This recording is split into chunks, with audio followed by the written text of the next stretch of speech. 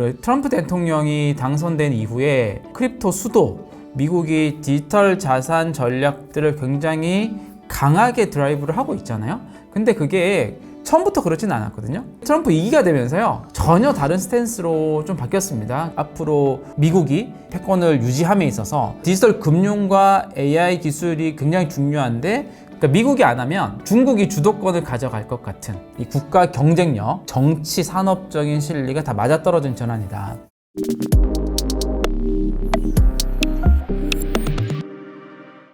네, 안녕하세요. 이장우의 비트코인 머니플랜입니다. 네, 이번 주는요, 지난번에 우리가 기관들은 어떻게 비트코인을 바라보고 있는지에 대해서 좀 다뤘던 것 같아요. 그들이 했던 말과 실제 기관 행동이 좀 다른 모습들을 조금 봤었는데요. 이번에는 국가들은 어떻게 비트코인이라는 자산을 좀 바라보고 있는지, 그리고 실제 어떤 정책들을 가지고 움직이고 있는지를 좀 다뤄보도록 하겠습니다. 그리고 마지막에는 우리나라는 지금 어떤 이제 정책들을 준비하고 있고, 그리고 어떤 것이 좀 아쉬운지 이런 부분들을 같이 다뤄보는 시간 갖겠습니다. 근데 먼저는요, 미국이 가장 중요하겠죠. 왜냐하면 이 디지털 자산 정책에 있어서 가장 적극적으로 하는 곳이기도 하고, 그게 아니더라도 미국의 어떤 방향들은 다른 국가들의 어떤 방향을 설정하는 데 있어서 너무 중요한 하나의 바로미터 역할을 하기 때문에. 근데 우리가 알고 있는 미국이 우리 트럼프 대통령이 당선된 이후에 크립토 수도, 미국이 디지털 자산 전략들을 굉장히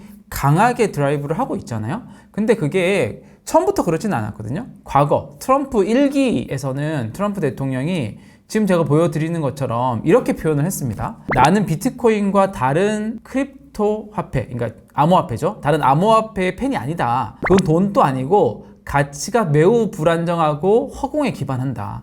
규제되지 않는 크립토 자산은 마약 거래나 불법 행위를 조장할 수 있다. 이렇게 표현할 정도로 트럼프 1기 때, 불과 2019년도거든요. 이 자산에 대해서 관심도 없고 굉장히 부정적으로 바라봤습니다. 근데 트럼프 2기가 되면서요, 전혀 다른 스탠스로 좀 바뀌었습니다. 그래서 물론 이제 이에 대한 여러 가지 어떤 근거나 주장들은 이미 트럼프 대통령이 당선된 이후에 시장에 뭐 여러 전망들도 나오고 분석들도 나왔지만, 최근에 트럼프 대통령이 기자회견에서 이제 본인 입으로 밝힌 세 가지의 이유가 있었어요. 근데 이건 좀 시장에서 여러 전망들 했던 것과 좀 대동소이하긴 합니다. 한번 그걸 짚어보면요, 왜 트럼프 대통령이 트럼프 정권에서 이 디지털 자산을 또는 비트코인을 강하게 드라이브를 걸면서 전략적으로 가져가냐. 첫 번째는 중국을 견제하는 의미가 있다. 그러니까 미국이 안 하면 약간 중국이 주도권을 가져갈 것 같은, 그러니까 우리가 디지털 금융이잖아요. 디지털 금융의 어떤 패권은 우리가 AI 기술에 대한 패권을 가져오는 거의 양대 산맥이거든요. 앞으로 미국이 패권을 유지함에 있어서,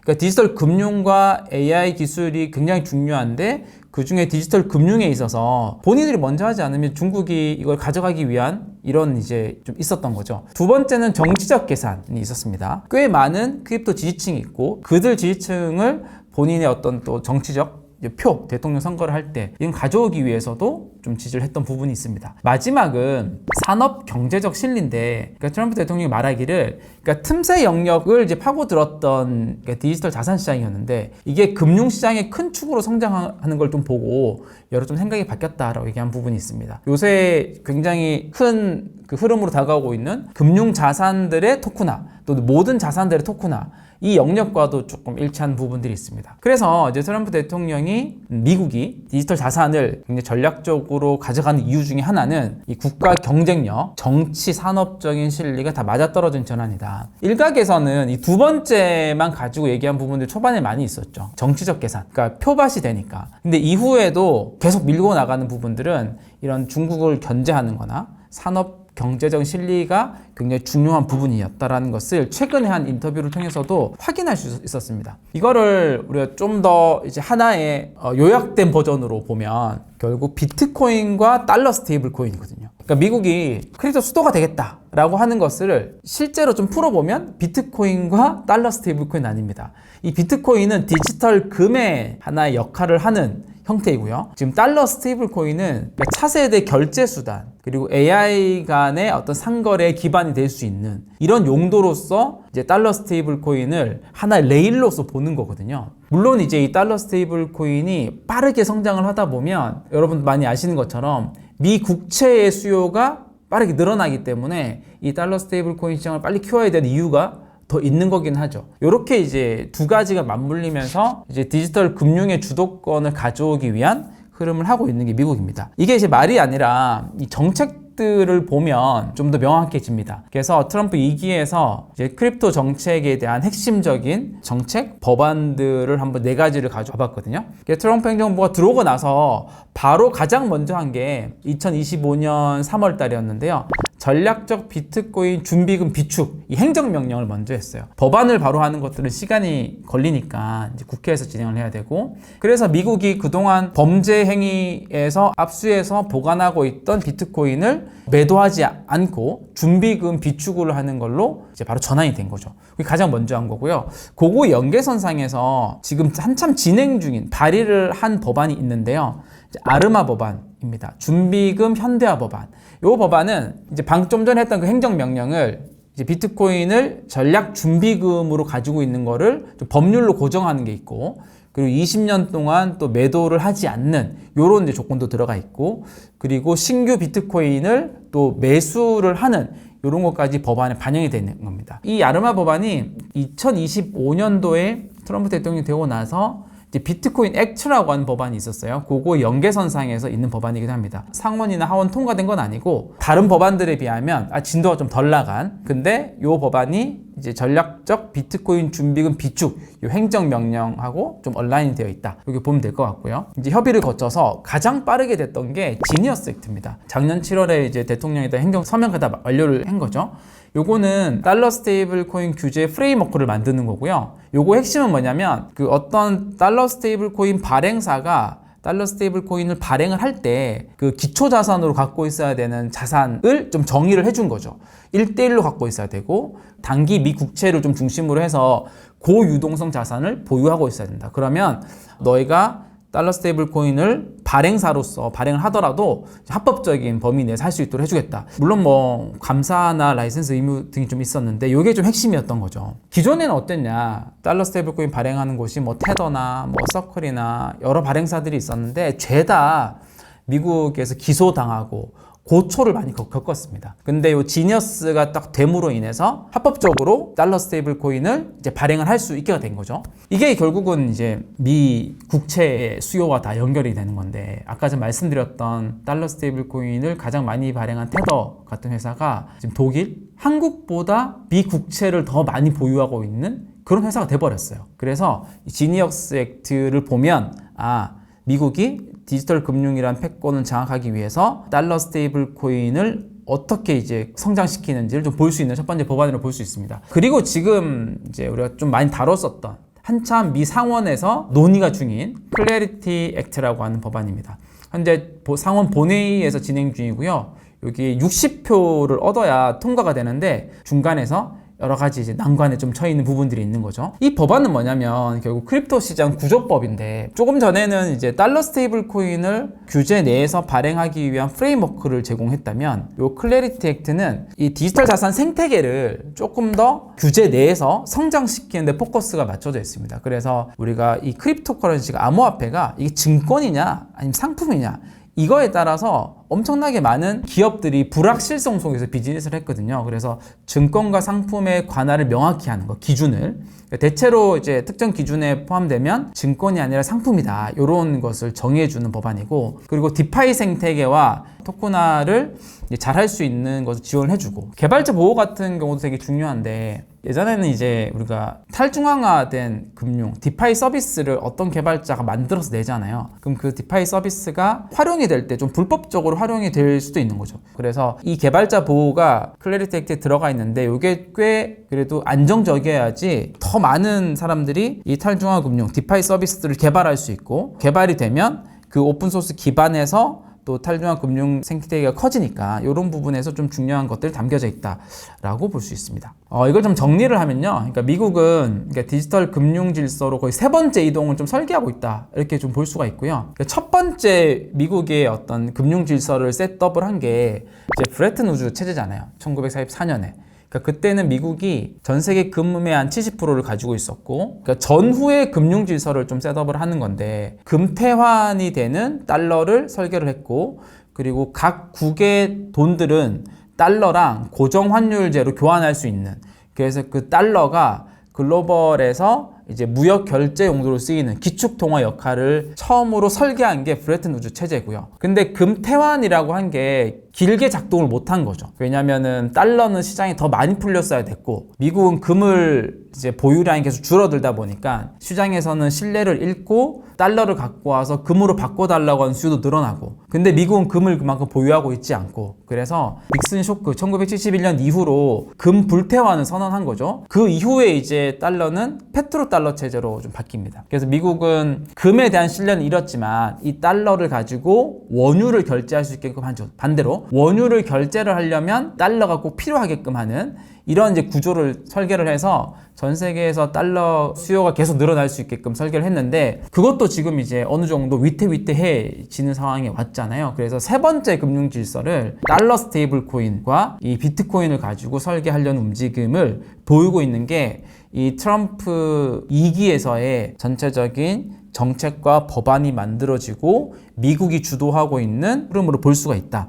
그런 측면에서 본다면 미국은 디지털 금융에 전환하는 것에 있어서 굉장히 진심으로 준비하고 있다라고 볼 수 있고요. 다음은 일본입니다. 일본이 최근에 디지털 자산 관련해서는 가장 또 빠르게 이 법과 규제를 정비하고 있는 모습들이 좀 보이고 있거든요. 최근에 나온 뉴스인데, 그러니까 디지털 자산 관련 법률을 전면 개정을 해서 비트코인, 이더리움, XRP를 비롯한 102개의 암호화폐를 금융 상품으로 재분류를 했다라는 건데요. 이거 함께 이제 좀 바뀐 것들 몇 개 조금 공유 드리도록 하겠습니다. 기존에는요, 일본은 이 자금 PSA라고 한 자금 결제법, 그러니까 결제 수단으로서의 디지털 자산을 이렇게 좀 바라봤던 면이 있어요. 그 2014년도에 마운트 콕스라고 하는 거래소가 이제 파산이 되면서 또 가장 큰 또 피해를 봤던 국가 중에 하나이기도 하고, 그러면서 규제가 꽤 세게 들어왔는데 들어오는 그 법안 중에 하나가 자금 결제법이었고요. 이렇게 취급이 되다가 이번에 FIEA라고 하는 법안인데 한국으로 따지면 이제 자본시장법과 같은 거죠.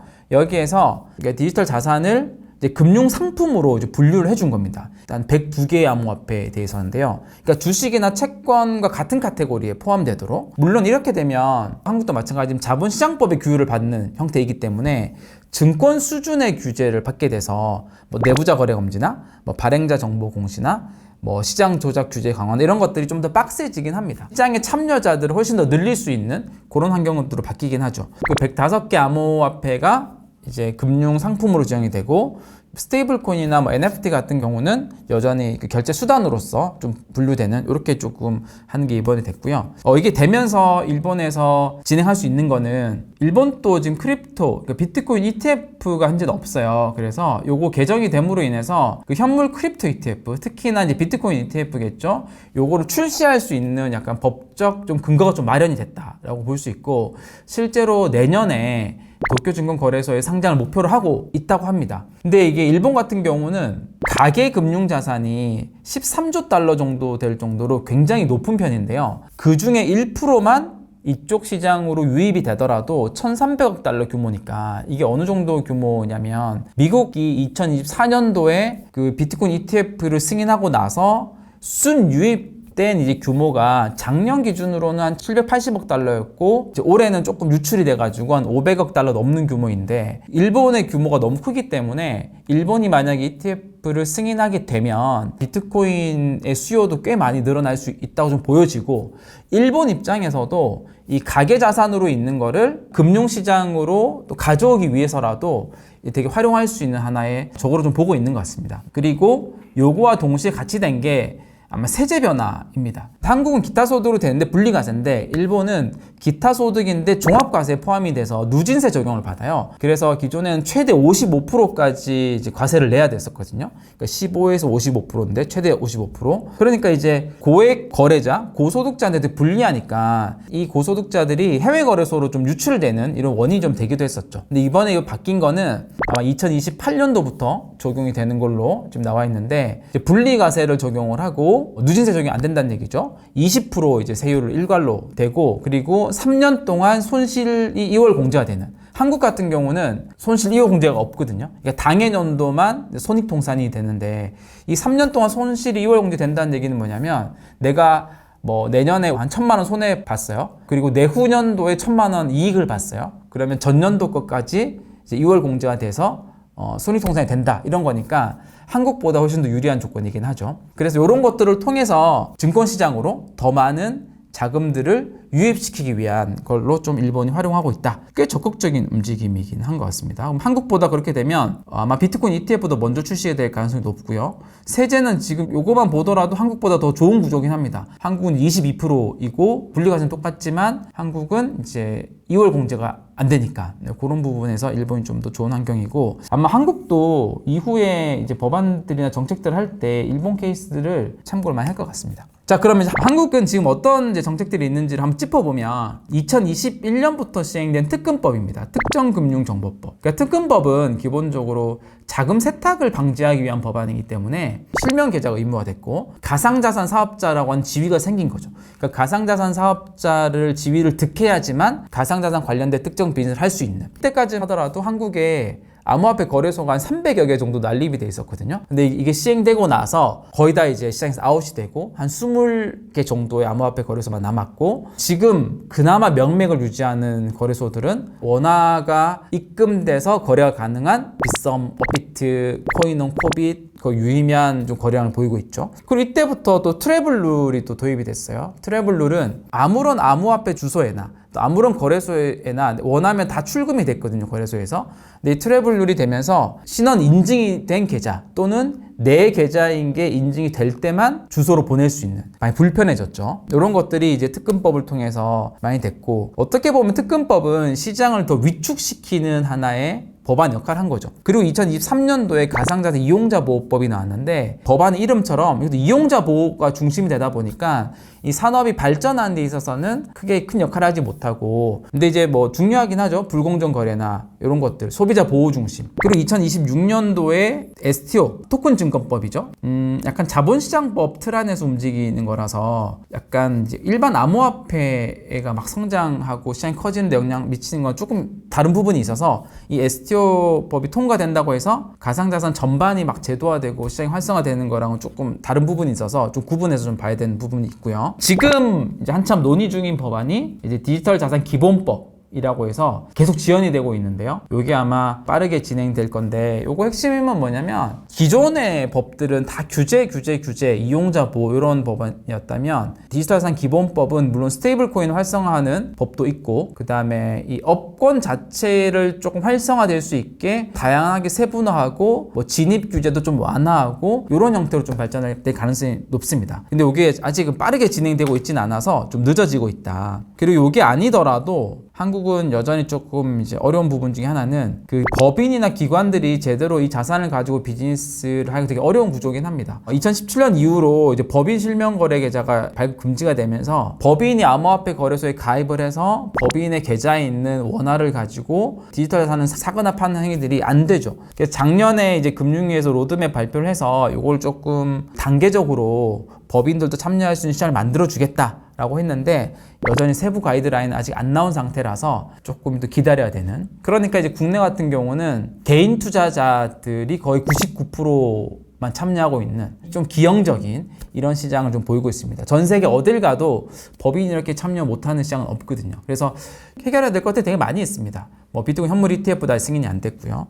그래서 갈 길이 되게 멀다. 자, 정리를 해볼게요. 지금 디지털 자산 같은 경우는 AI와 결합을 해서 굉장히 빠르게 성장이 될 자산 중에 하나고 또 비트코인 같은 경우는 게임 이론적인 좀 본질이 좀 있어요. 왜냐하면 그 디지털 희소성 딱 고정된 발행은 2100만 개만 딱 가지고 있는 자산인데 이 자산이 되게 중립적인 자산이다 보니까 각 국가들에서 이 수요들이 계속 창출이 되고 있거든요. 국가뿐만 아니라 기관뿐만 아니라 개인까지. 그러니까 먼저 더 많이 축적하는 쪽이 구조적으로 유리하다 보니까 이제 만약에 미국이 본격적으로 준비금으로 포함시킨다면 다른 나라들도 먼저 하지 않으면 뒤에 하면 할수록 불리하니까 이런 쪽으로 좀 흘러갈 가능성이 높고요. 이제 그러다 보니까 뭐 국가들 움직임도 보면 미국이 전략적 비트코인 준비금 뭐 20년 매도 금지 법제 이런 것들 좀 하고 있잖아요. 일본 같은 경우도 세율을 인하하고 ETF를 추진을 하고 결국은 이거 하는 이유들은 이미 좀 시작된 경쟁이니까 좀 뒤처지지 않기 위해서 하는 부분이 있습니다. 그리고 미래적으로는 AI와 결합 공급을 하는 이 디지털 자산의 어떤 활용도가 굉장히 높거든요. 이런 부분에서 크립토랑 AI가 같은 맥락에서 계속 언급되고 얘기가 나오는 점점 중요해지는 이런 상황으로 갈 것 같습니다. 그래서 한국도 좀 빨리 이런 좀 제도화들이 됐으면 좋겠고, 이런 환경에서 우리 개인들은 뭘 하면 되냐. 이게 다른 자산들과 좀 다르게 이 크립토나 암호화폐 같은 경우는 개인들이 먼저 시작을 하고 기관과 국가가 뒤이어서 막 참여하고 있는 이런 구조로 좀 띄고 있거든요. 이런 환경에서 우리는 먼저 시작할 수 있는 자산이었고, 이렇게 국가나 기관들이 본격적으로 더 진입을 하기 전에 비트코인과 같이 희소한 자산들은 좀 확보를 하고 있는 게 굉장히 중요하다. 그 방법으로 적립식 투자가 되게 유용하다. 그래서 우리 지난번 컨텐츠에서 얘기했던 것처럼 이 하락장 때 또 그것을 모아가면 되게 좋으니까 한 6개월 정도 꾸준히 모아가는 전략들이 개인들이 취할 수 있는 가장 좋은 전략이 아닌가라고 저는 좀 생각을 하고요. 오늘은 좀 국가들은 어떻게 디지털 자산을 좀 바라보고 또 비트코인의 전략을 펼쳐나가고 있는지에 대해서 좀 다뤄봤습니다. 네, 오늘 영상도 도움이 좀 되셨으면 좋아요, 구독, 댓글까지 남겨주시면 감사하겠습니다. 마치겠습니다.